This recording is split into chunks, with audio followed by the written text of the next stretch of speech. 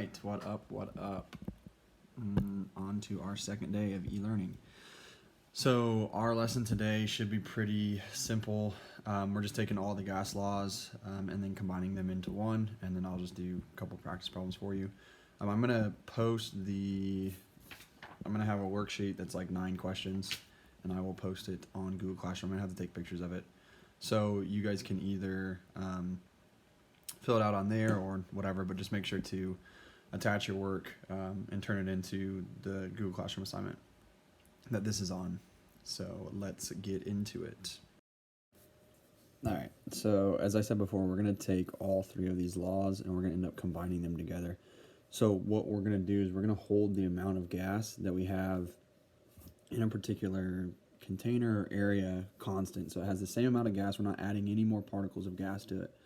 And what we'll be able to do is, with a combination of these gas laws of Boyle's law, we'll see how volume is varying with pressure, and then also combining it with Charles' law with temperature as well. So we're taking Boyle's law, we're taking Charles' law, we're taking Gay-Lussac's law, and combining it all into one.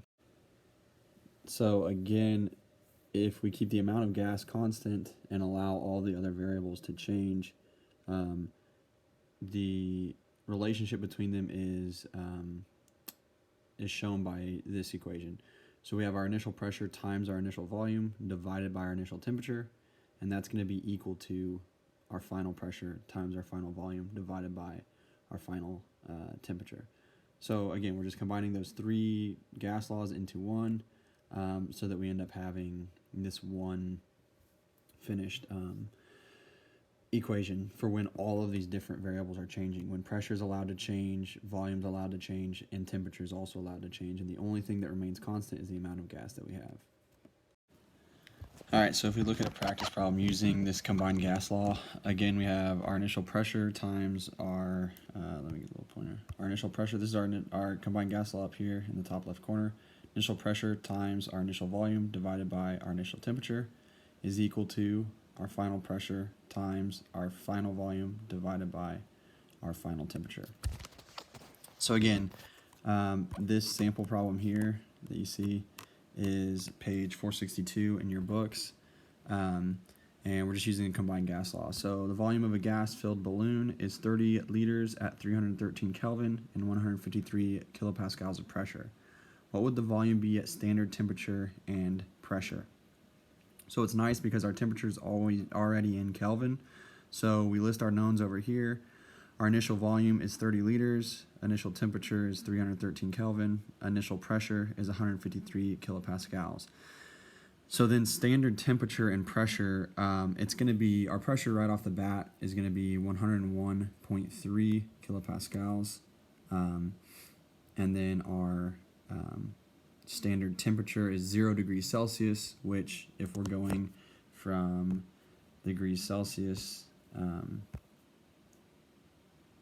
0 degrees Celsius, we have to add 273 to convert it to Kelvin. So again, I apologize, that is pretty terrible writing. But 0 plus 273, we end up getting 273 Kelvin. So that's why we see here that our standard temperature is 273 Kelvin. What we're solving for is our unknown, which is our final volume. So we just take the combined gas law right here, and we're just going to plug in those values. What they ended up doing is they rearranged this so that we have our V2 alone. So basically what we do is we multiply both sides by T2. So we'll get P1 times V1 times T2 over T1. And then we'll divide each side by P2. So we get V2 after rearranging this. Again, this is just algebraic techniques. We end up getting our V2 is equal to our initial pressure times our initial volume times our final temperature divided by our final pressure and initial temperature. So if we plug the numbers in here, we have 153 kilopascals for our initial pressure times 30 liters for our initial volume times 273 Kelvin for our final temperature. And then divided by, we put all of that over our 101.3, which is our final pressure, and 313, which is our initial temperature. So what we're doing to solve this out is I'm going to take 153 times 30 times 273, and then I'm going to take 101.3 times 313, and I'm going to divide my first answer by that second answer. And we should end up getting 39.5 liters. So again, we can do this part differently if you want to. You can go ahead and plug those numbers in and then solve for it instead of rearranging first. It really doesn't matter. They have the explanation of it here if you guys don't understand that. But again, if the other way makes more sense to you, do it that way. Figure out a way that makes the most sense to you.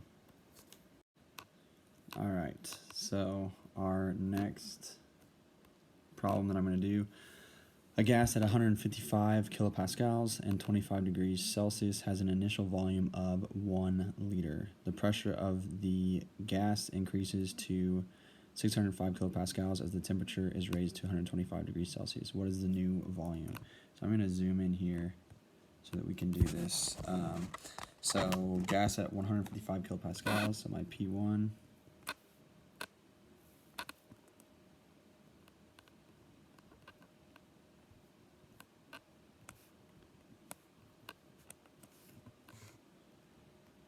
At 25 degrees Celsius, so my T1.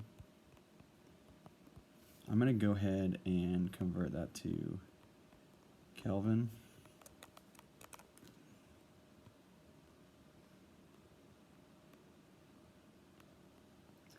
And then my V1 equals 1.00 liters. So the pressure of the gas increases to, sorry, we'll go back here. So the pressure of the gas increases to 605 kilopascals as the temperature is raised to 125 degrees Celsius. What is the new volume? So again, I'm going to write those in here. So my pressure increases, so P2 equals 605.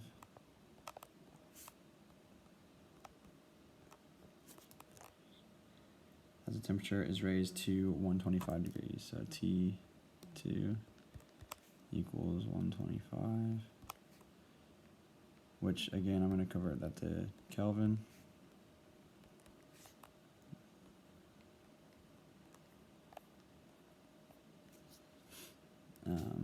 And what we don't know is the new volume.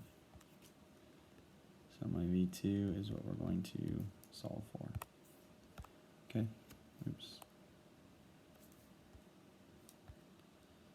There. So again, we have all of our info right here. So gas at 155 kilopascals, we've got that first pressure, and 25 degrees Celsius, we have 25 degrees Celsius, we're going to convert it to Kelvin, so we convert it to 298 Kelvin, and initial volume of 1 liter, our initial volume of 1 liter. So then pressure of the gas increases to 605, we have that, and temperature increases to 125. Again, I want to convert it to kilopascals, that's why I add the 273. So for solving for V2, what I'm going to do is I'm going to use my equation here and go ahead and set this up.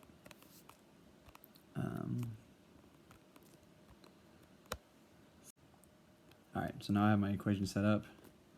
My P1 times V1 right here divided by T1 equal to my P2 times V2 divided by T2. So again, we're looking for our V2. First step, I'm going to multiply each side by 398. And then I'm going to divide by 605 because I want to get my V2, the V2 by itself.